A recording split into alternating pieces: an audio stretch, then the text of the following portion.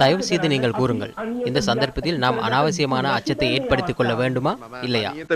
அனாவசியமான அச்சத்தை ஏற்படுத்திக் கொள்ள வேண்டிய தேவையில்லை என்பதை நான் கூறுகின்றேன். ஆனால் இந்த நோய் தொடர்பில் அவ்வளவு அச்சம் இருக்க வேண்டும். அது ஏற்பட்டுள்ளது.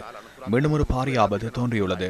இந்த வைரஸின் திரிபு மிகவும் விரைவாக பரவுகின்றது. முன்னரை விட தொற்றாளர்களுக்கு கடும் நோய் அறிகுறிகளை ஏற்படுத்துகின்றது. ஆகவே நாம் அனைவரும் கவனமாக இருக்க வேண்டும்.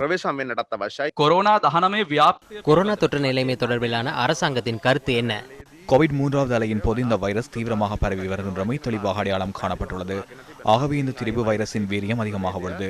நோய் அறிகுறிகளும் அதிகரிக்கின்றது. ஆகவே அவர்கள் நேரடியாக 3ஆம் நிலை சிகிச்சை நிலையங்களுக்கு அனுப்பி வைப்பதா அல்லது ஒரு குறிப்பிட்ட காலத்திற்கு அவர்களை இடைநிலை சிகிச்சை நிலையம் ஒன்றில் தங்க வைப்பதா என்பது தொடர்பில் சுகாதார தரப்பினருடன் கலந்துரையாடி பரிந்துரைகளை வழங்கி வருகின்றோம்.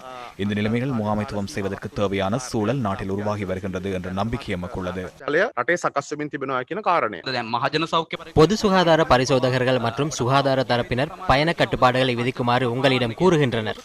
ஆனால் நீங்கள் அதனை செவிமடுப்பதில்லை. அமைச்சரே, இந்தியாவை போன்ற நிலைமை மாறினால் யார் அதனை பொறுப்பேற்பது? எந்த ஒரு நடவடிக்கை தொடர்பிலும் அரசாங்கமே பொறுப்பேற்கும். அது தொடர்பில் பிரச்சனை இல்லை.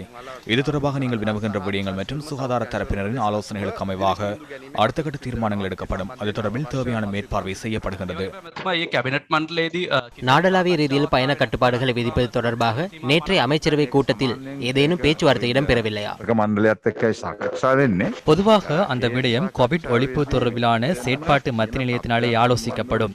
நிலைமை தொடர்பில் ஆராய்ந்து பகுதி பகுதியாக தேவையான வகையில் அதனை செய்ய வேண்டும் என்ற நிலைப்பாடே உள்ளது. எதிர்காலத்தில் சில வேளை நாளை வேறு தீர்மானம் எடுக்கப்படலாம். இன்று மாலை அளவிலும் எடுக்கப்படலாம். இன்றும் எடுக்கப்படலாம். தற்போது நிலைமை குறித்து ஆராய்ந்து நடவடிக்கை மேற்கொள்ளப்படுகின்றது.